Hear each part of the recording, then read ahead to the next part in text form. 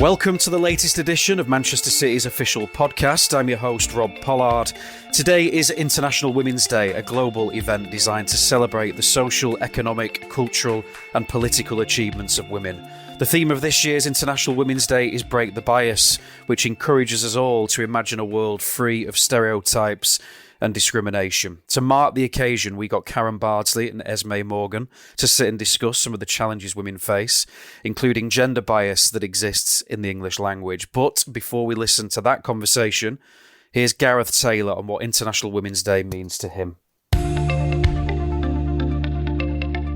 I mean, I'm fortunate that I work with the players every day and I see how hard they work. I think I'm immensely proud to represent this group of players.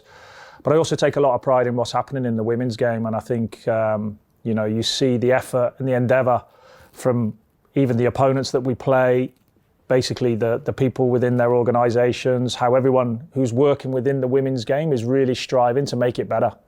And I think the reasons why we want to make it better is because the girls deserve it. And they deserve it massively because of the effort and the focus that they give. And it's what's right, and we are nudging things along. We're nudging things along in the right direction. But I feel myself being in it, you have a real responsibility to try and drive things, really drive the whole, and drive change. I think change is a big one. And but again, it's moving in the right direction. Most people want it done quicker than that it's coming. But, when we were speaking previously about this final, you would have struggled to find it literally on television a couple of years ago. So we're moving in the right direction, and people are impatient like myself because you want that change to come quicker, but we've got to keep fighting for it. We've got to keep fighting because, like I say, it's I feel privileged to work in this environment, and I'm proud to represent this group of players. So part of the legacy group that I've been working with for the Euros, there's a big element of obviously equality and equal opportunity for girls. And part of that is around the stereotypes and the bias that comes with, just being a girl or being a girl in sport or anything like that, I mean, over your lifetime, have you come across any sort of situations like that, especially in women's football? Well, I was thinking earlier, I don't really feel like I've ever been stopped from doing anything or my career has suffered because of being a female. But obviously there are differences in the way that males and females in the football industry are treated, though I think City do a very good job of trying to bridge that gap. Further down the pyramid, you look at a lot of women's teams who don't have access to the same facilities. I was talking to Dr. Phil, actually, legend. About equality and equity. Okay. And, the differences between them. So obviously equality is giving people the same provisions, and equity is giving people what they need to have equal opportunity for success. Mm-hmm. And I thought that's probably a lot more important because equality of provision isn't necessarily enough to give people the same opportunities. I think you've hit the nail on the head there, and wow. It's all Dr. Phil. No, I know, but it's super insightful, isn't it, though? It makes you think a little bit, even at a place like City, as you say, they're doing incredible things to promote the women's game and give us the platform, to play and succeed. You do always wonder, in terms of equity, though, as you rightly said there, could there be more? Could we do more? Yeah. Could society do more? So yeah, I think that's a really good point. Yeah. But even say over lockdown, when we had to train at home or in isolation, did you ever go out running or doing a session and would you ever get yelled at or shouted at, anything like that, any sort of harassment? I mean, you get the odd wolf whistle. Right. I feel a bit awkward. I sort of laugh at it because I guess I'm just so used to it, but that sort of thing shouldn't really be normalised. Yeah. You do become a bit desensitised to things like that. Yeah, the fact that you could just kind of laugh at it's kind of weird, isn't it? Yeah. You're like, oh, ha, ha, ha, yeah. But I don't really understand why they do it. No, me neither. Because, I don't really know anyone that would do that to just a some dude running down the street or in a Yeah. park or something, like, wait, you know, Yeah. you just wouldn't, would It's you? just not the done thing. Yeah. So I think that's really important, though, is to like address those types of stereotypes, and like even just like the language that we use from day to day. Like I've probably done it already a few times, just saying dude, you know, and that could be just based on where I grew up, but that's really not an excuse anymore, is it? You know, you have to kind of draw a bit more awareness to the things that you say. And Yeah. I think like I'm trying to think of a good example here off the top of my head, but you know, when flight attendants were being referred to as like stewards and stewardesses, and like, why? Like, you're a flight attendant. Like, Yeah. why does there need to be a distinction between male and female? You know, you're Yeah. still providing the same service. And I think there's like a lot of different opportunities to change that language. So I do think there's like a level of like austerity that kind of just lingers here sometimes in the way that people do things or approach things. They don't really like question or challenge it. And I think, you know, like the whole break the bias hashtag is like a perfect opportunity to look at it closer. Yeah. When I was younger, being in the States, it was kind of normal, like to just be a bit more athletic or be involved in football. And like, I can't really ever recall there being anyone that was really concerned about that, you know, until I think maybe we got to about college. And then funny thing was, like, when I moved over here, like that's when I noticed that it started to become, oh, well, they must be this or they must be that. And you're like, well, okay, because I like to dress comfortably, then yeah, you're right, I must be this, I must be that. Or I like to dress like this, or I enjoy a pair of, I'm trying to think of a fancy type of trainer. I can't, because clearly I don't care. But yeah, like, then you must be into this and you must be into that. And it's like, well, I don't know, today I just felt like not really making an effort. So I do think in school, any girl who sort of did sport or was good at PE or tried hard was labelled a tomboy. Mm-hmm. Like, I really remember that. And it's, well, I guess there's no such thing really now as like girly girls and tomboys and things like that, but I guess people could feel some sort of shame at enjoying sports or being into those things if people are calling them names or saying they're associated with something that they're not and things like that. And I think it could put young girls off potentially doing I think that's the things that they enjoy. That's a really good point, because I think, as you say, you know, that could be a concern, like, oh, I don't want to be lumped in with that or this or so-and-so, or, you know, so I won't even attempt it. And you think, oh, what a massive missed opportunity. Like, you don't want to be labelled or Yeah. have been called names. I don't think anyone enjoys that. So I think if people's desire to play sport, and specifically football, going against the typical stereotypes of who plays, is not, if that doesn't outweigh the negative comments they're getting from other people, then you probably lose interest pretty quickly.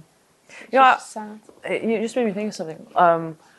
In terms of bias, if there was a goal like Kaz Weir's in the men's game in a derby, I think it would just be plastered all over the news, all over television, all over social media, in the papers. Worldwide. Like, yeah, the world would be alight with Kaz Weir, Yeah. you know, and that fantastic goal. And I just think, like, why is it that that didn't happen? Well, a lot of the comments were sort of, oh my God, what an amazing goal, things like that, which is what you would get on the other side. But I think that was matched equally by people saying the goalkeeper this, the defenders that, and it was looking at the negative aspects of it. Whereas I'm sure every great goal that's ever been scored, you can unpick little things that the opposition could have done slightly better. Yeah, you're absolutely right. That's just not done to the same extent. And I think it's a certain demographic of people who are like, I'm going to find something negative with this. And I saw a really interesting tweet, actually, which said, during the Olympic Games, no one's seen tweets saying no one cares about women's sport when they're referring to the skiers or the snowboarders or the skaters, whatever. But when it's the Women's Six Nations or the women's football, that's the case. So it's not fair to beat people with the stick that it's all sports fans disregard women's sport. It's a very specific group. Mm-hmm. Yeah, I think that's a great point. I didn't see that tweet actually, and it just made me realise, because I thought actually that's so true. Mm-hmm. No. Going back to the Summer Olympic Games, whoever it was winning the 100 metres, there weren't comments about no one cares, she's not as fast as Usain Bolt or anything like that. It was celebrating her achievements. So it's like only a certain demographic of people. That is fascinating, isn't it, though? But yeah, I'm absolutely sick of hearing that, oh, you know, I mean, that goal was like top bins. The technique. Right? And as well, I'm sorry, if I was the keeper, I would have had in my head, she is not going to do that again. I really would have thought that, so you wouldn't be prepared. Yeah, I don't know. But I mean, to your point as well around, you know, the defender or other elements that people are trying to pick apart. Like, I was just flipping through some programs yesterday, and I think there was a Sky Sports like Premier League throwback game. And I think it was like the 2015-16 season. And who were they playing? I want to say it was either Sunderland or Palace or maybe West Brom or something like that. And Yaya Toure like just played a ball and then received a set. And the angle from behind the goal was like, you just think, okay, where's the defender? Like, you can see that it's going to happen. And there was no one within like miles of him. You just think, okay, well, that's a perfect comparison of where that's acceptable. Yeah. And then a perfect comparison of, well, it's not. And then you just think, well, why is that? Yeah. You know, so there's so many examples that you can pull through, you know, men's and women's archives where you like put them next to each other and you're like, well, it doesn't hold up. Yeah. You know, so it'd be quite interesting, I think, for people to do that a little bit more often. Yeah. I also think though, in like, really, sport is one of the most important aspects, although it's also very important because it reflects society in general. There's a lot more wider issues of where women aren't treated the same, which are far more important, and really what International Women's Day is about. I feel like sometimes the message gets lost and it turns into celebrating success, which is obviously extremely important, but also it's about drawing attention to women who aren't provided for properly, whether it's with menstrual products or through different means, aren't able to have their own choice about certain decisions in their life. And I feel like sometimes that gets lost in the discussions about International Women's Day. But it's also important to focus on sport, because you hope that by achieving equality or equity in provision for women here, it'll filter down to the most important issues. Esme, you're so wise. Like, beyond your years, honestly. It's I'm so inspired by the way that you think. Because you're absolutely right. I mean, you think, okay, maybe an opportunity like this is a platform to raise awareness and encourage change.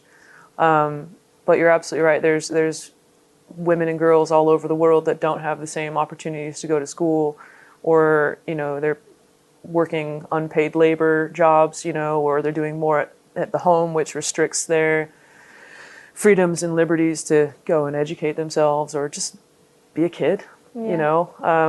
And I think you're absolutely right. Like, there's still a big gap that needs to be closed. And perhaps like in, you know, obviously like we're really fortunate to be where we are, and we don't really have to worry about those things, but that can be like an everyday stress, and you're wondering how you're going to get through the day, let alone, you know, if Casimir's goal is like, circulated across the planet. Yeah.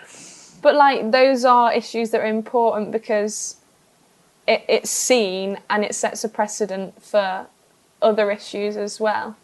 But I just feel as though a lot of the time we're celebrating, like, Beyonce sold 1 million records or whatever it is, but that's not really the most important thing. Although in some cases society's come such a long way in the last century, even we have the right to vote, do all sorts like that. It's not the case across the world. And I think that's what's most important, is getting the most basic rights and foundations for females to then be able to have a conversation like ours where we're like, in sport, why is it not equal? No, I love that. I love that. But I think the important thing is people are just starting to talk about it more, and they're feeling more comfortable in talking about it more, and just the fact that, you know, there are situations across the world that maybe people don't know about, but, you know, with the advent of podcasts or videos or, you know, like journalists or what have you, they're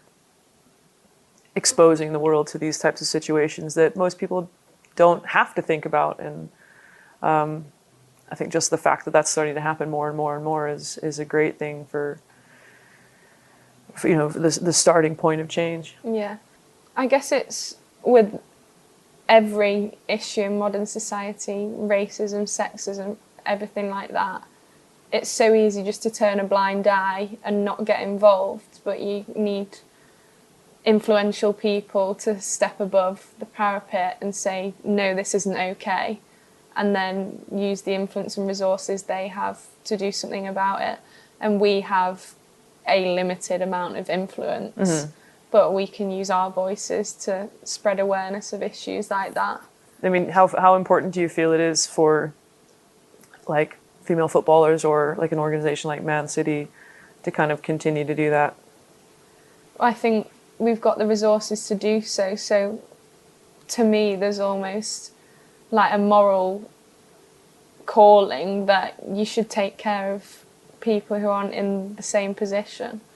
And I always sort of, when I feel like you see it in our environment, you go to the service stations and there's posters that say about period poverty and things like that, and it's just things that we take for granted. Oh, yeah. Like the club provide free sanitary products in the toilets and everything, but like I couldn't imagine going through my period without having any products or any advice or even knowing what's going on, because education is another issue. Yeah, you're absolutely right. You think about, all, like, as you say, the services that you see all the time, there's like the modern slavery and those types of things, and those are types of things that aren't even just affecting women. You know, that's across the board things that people probably just aren't in a position to even think about, you know, seriously. As you say, like, turn a blind eye, like, oh, I saw it in the services, but that doesn't really concern me. Yeah, and so it's like, when do you start actually going, well, maybe it should. Yeah. You know, so because the more people who it concerns and who take action, I suppose the greater the response overall, and then more and more influential people start to take notice. I think the word that's going around is like allies. Yeah, like, we need those allies to kind of not only help grow the game as a footballer, but to make sure that these types of days don't just become something that's like a random celebration on some arbitrary day or date. You know, it's something that, like, exists in the culture. Like, no, this is the right thing to do. And then when you do see or hear something that you disagree with, then you actually go, actually, no, I do disagree with that. I don't think that's right. You know, like, that's just in day-to-day life. Those are some things that is obviously going to be uncomfortable, but I think people need to be a bit more brave and address those things if they really want to see that sort of change. And as a City supporter, you know, I think it's the same thing. Like, if you're on social media, you know, and you see those types of comments from people within your own club on your own Instagram page or Twitter, and you just think, like, no, that's not okay. You know, have the courage to challenge it. Yeah. And it is uncomfortable. Oh, like, it's totally picking someone up on things, because it's easy to just nod along and, as we said before, turn a blind eye. But I think you feel a sense of achievement in a way when you do pick someone up on something and you think, actually, I've done the right thing and made them stop and think about it. And often people's response, there's some people who are stubborn who may never change their viewpoints, but a lot of the time people are really receptive when someone wants to challenge what they've got to say. I do think, like, there have been so many times where I've seen something, whether they're criticizing me as a goalkeeper or as a female or, you know, whatever. And I've just wanted, like, to invite them to, like, a one-on-one conversation, because I know that they would never have the audacity to say that to my face in person, or, you know, like put them through their paces and see how they get on with it. You know, I've always wanted to do that because I just think, I don't know, it would just be a real fun social experience. Let's round up all the haters and make them take penalties against you and see how many can put one in. Or even hit the target, yeah. Yeah, I think trying to educate yourself on the wider issues globally that face women is important, and that gets to the root of what International Women's Day is really about. Yeah. I think if you find out the issues for yourself, then you can first of all take action in your own, within your own means, but also if you get the opportunity to share how you feel about it or what you think could be done with someone with greater influence, then take that. Like if I was to speak to the Prime Minister tomorrow, what would you say to him, Esme? Well, I'm not a huge fan of politicians. Where would you start?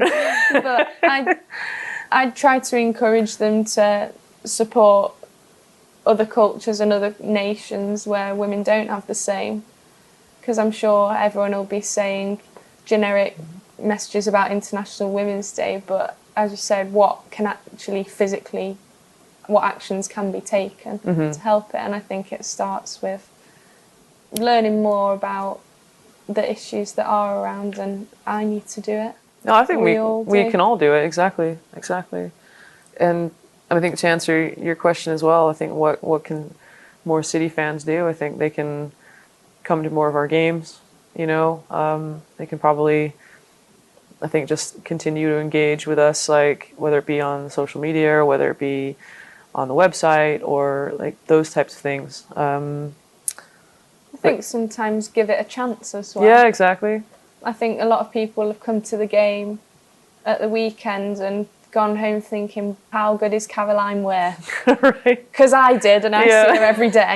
But I think people who've been watching that for the first time will leave with a much more positive impression than they did before, because you can be tainted, or your opinions, as you say, social media seems to be fact, even though it's just someone's opinion. If you see enough people saying women's football's rubbish, then you're going to think, oh, women's football's rubbish. Whereas if you give it a chance yourself and go and see, then you can make that judgment off your own accord. Yeah. So I think that's the biggest thing, is giving it a chance. No, I love that. I do love that. There's like so many cool stories about everyone in the squad that so many people don't know, you know, and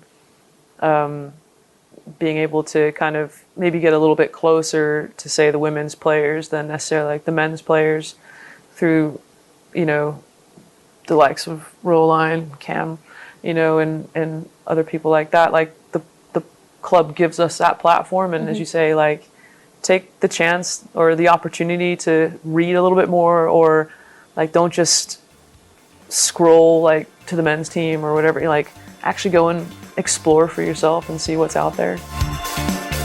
That was Karen Bardsley and Esme Morgan in conversation there. Really fascinating to listen to those two. Thank you so much for listening. That's all we've got time for today. But for more International Women's Day content, please head over to the official Man City app. Until next time, take care and look after one another.